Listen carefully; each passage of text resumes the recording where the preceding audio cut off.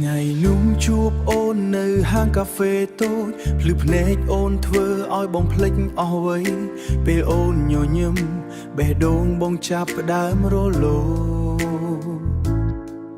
គិតថាជួបមនុស្សម្នាក់ដែលបងរងចាំយូរពីមនុស្សមិនស្គាល់คล้ายជាមនុស្សស្និទ្ធ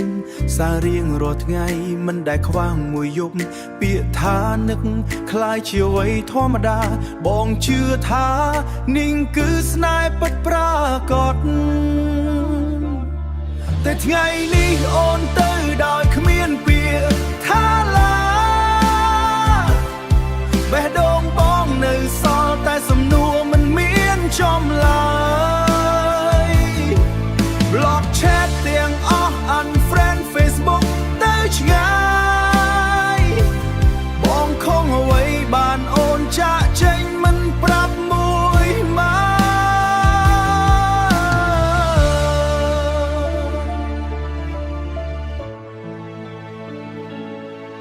រូបភាពចាស់នៅតែសល់ក្នុងទូរស័ព្ទ message ចាស់បងអានហើយទឹកភ្នែកហូរពីពេលដែលអូនប្រាប់ថាស្រឡាញ់បងខ្លាំងហេតុអ្វីថ្ងៃនេះអូនបំភ្លេចអស់គ្រប់យ៉ាងពីមនុស្សដែលហៅគ្នាថាអូនបងคล้ายជាមនុស្សមិនស្គាល់គ្នាវិញសំណួរតែមួយនៅក្នុងចិត្តបងអូនទៅដោយហេតុអ្វីតែថ្ងៃនេះអូនទៅដោយគ្មានពាក្យថាឡាបេះដូងបងនៅសល់តែសំណួរមិនមានចំឡើយ Block chat ទាំងអស់ unfriend Facebook ទៅឆ្ងាយបងខំអ្វីបានអូនចាក់ចេញមិនប្រាប់មួយម៉ា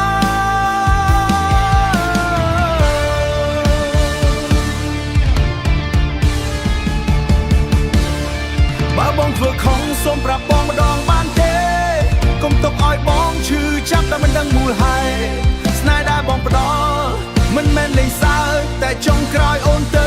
ដូចមិនដែលមានបងថ្ងៃដំបូងនៅហាងកាហ្វេបងនៅចាំជានិច្ចតែថ្ងៃបញ្ចប់អូនទុកបងឲ្យឈឺតែម្នាក់ឯង